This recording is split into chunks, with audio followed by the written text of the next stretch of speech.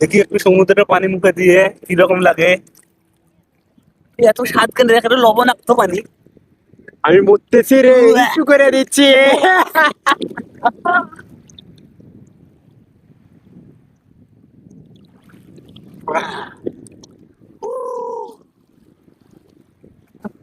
সমুদ্রের পানি সেই স্বাদ।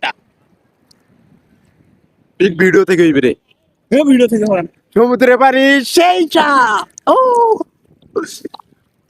দেখতে পাচ্ছেন ওইদিকে সমুদ্রে কোনো কিলকিলানা দেখা যাচ্ছে না, আমাদের ক্যামেরায় আসতেছে না, ধরে পড়ছে না। তো আমরা বেশি দূর যাইনি, বেশি মাঝে যেতে পারতেছি না, কারণ সন্ধ্যা করে এসেছে। তো আমরা এখান থেকেই উঠে যাবো আর কিছুক্ষণের ভিতরেই।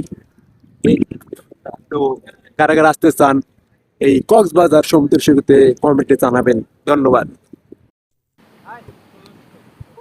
রাত্রে চলে এসেছিলাম সমুদ্র সাগর পারে আইসা আমার সমুদ্র ভ্রমণে এসে মাথাল মাথাল লাগে। পানি দেখে আর ও লোক তাই। সামলাতে পারলাম না, তাই নেমে পড়লাম গোসল ও করার জন্য। অবশ্য বেশি করে গোসল করার জন্য আলাদা ড্রেস নিয়ে এসেছি। ও নেমে পড়লাম, এই কতদিন যাইতে পারি, ভালো লাগতেছে। বিকেল টাইমটা যখন পুকুরটা অবস্থান করছে ওই সময় জোয়ারও কম, পানি নেমে যাচ্ছে এবং চটটা বেশি উঠতেছে। তো এই দেখে আমরা ভাই, দেখে পানিটা কদ্দুর গেলা। চারজন মিলে এসেছি, তিনবার দুজন গোসল করবেন না, আমরা দুজন গোসল করার জন্য করলাম। কারণ এসেছি যখন গোসল করেই যাবো। দেখতে পাচ্ছেন সমুদ্রের ভিউটা অসাধারণ একটি ভিউ।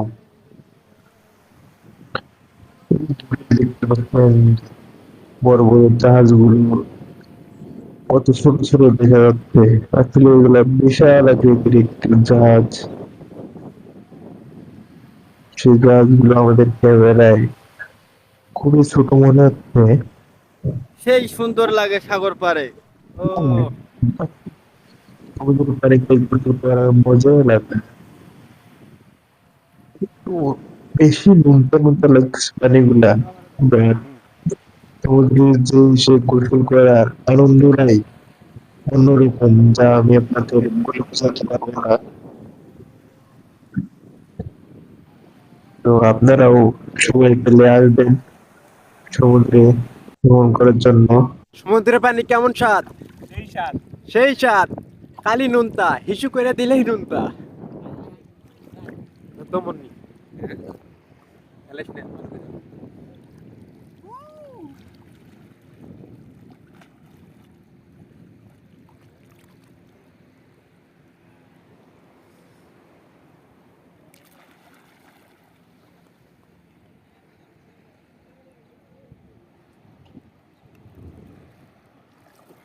উঠ উঠ, দেরি করা যাবে না।